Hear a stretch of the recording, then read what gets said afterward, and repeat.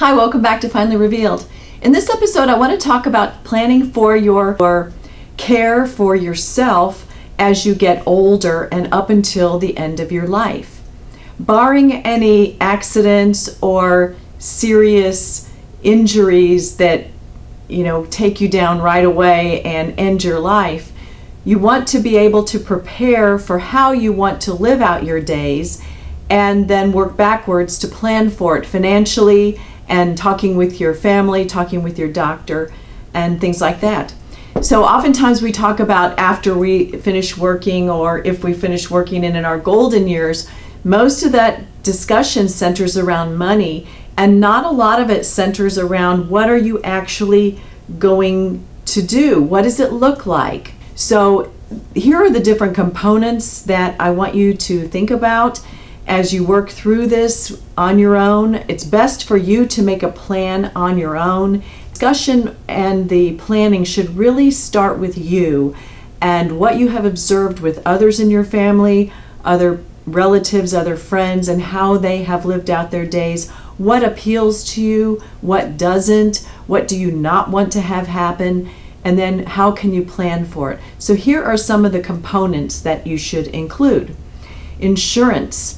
Health insurance, supplemental, life insurance, long-term care insurance. If there's Social Security disability that comes into play, or Social Security survivor benefits, that would come into play.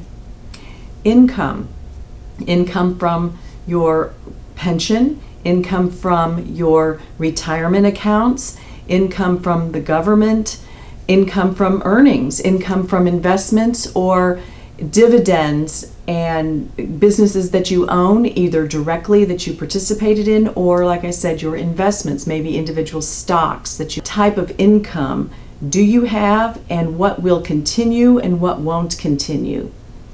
Lodging or your house. Do you live in a house now? Do you own it? Will you own it at some point? Will you own it outright? Will it be paid for such that it is an asset now that you can keep at a minimal cost by paying only taxes and insurance and then maintenance? Or are you living somewhere that you have 6 kids, and by the time you get up in years, you don't need 6 bedrooms or 4 bedrooms anymore? So think about what type of physical structure you're going to live in.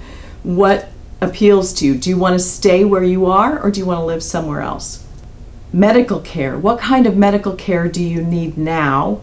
Do you have any conditions that are hereditary in your family that you need to look out for? Do you yourself already have some types of conditions or disability or things that require special medical care? And will those increase as you get older or not?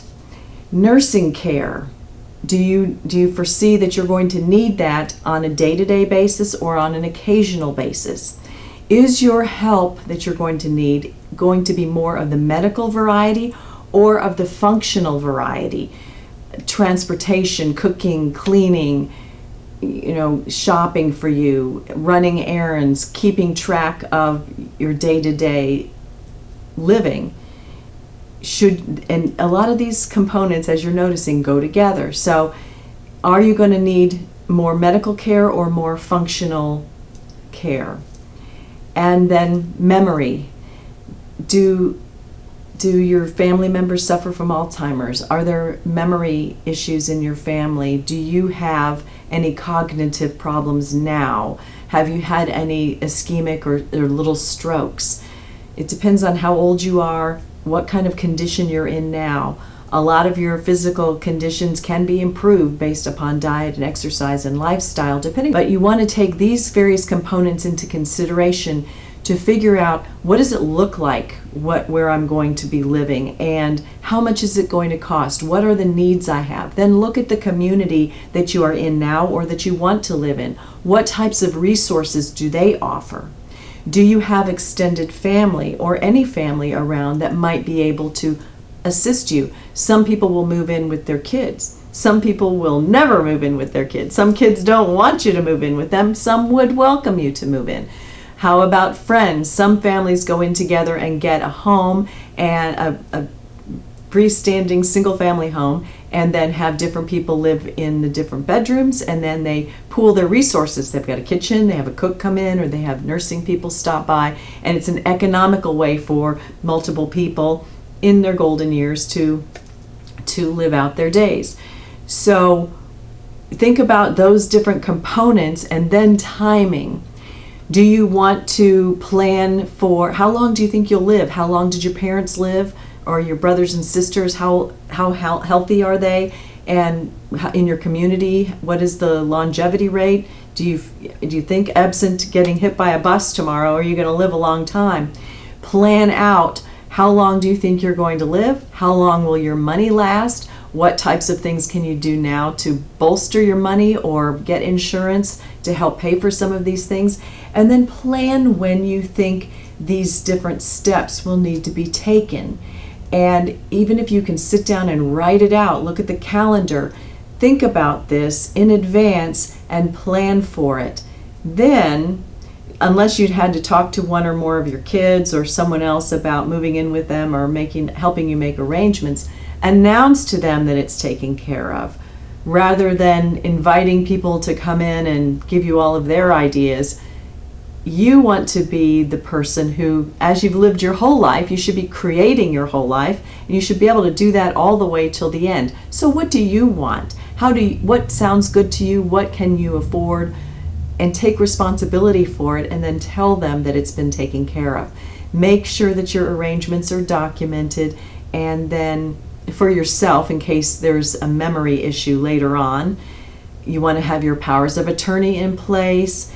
Hopefully you have your will and things like that, and those are discussed on other videos. I'll put the links below. Make these arrangements, make these decisions, and give yourself some peace of mind.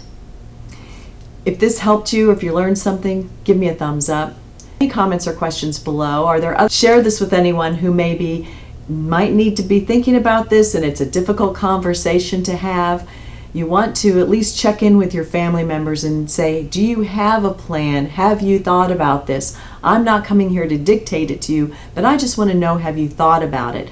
And I'll do another video on what happens if nobody has a plan. Subscribe to see the other videos, and hey, come back and see me next time. Thanks for watching.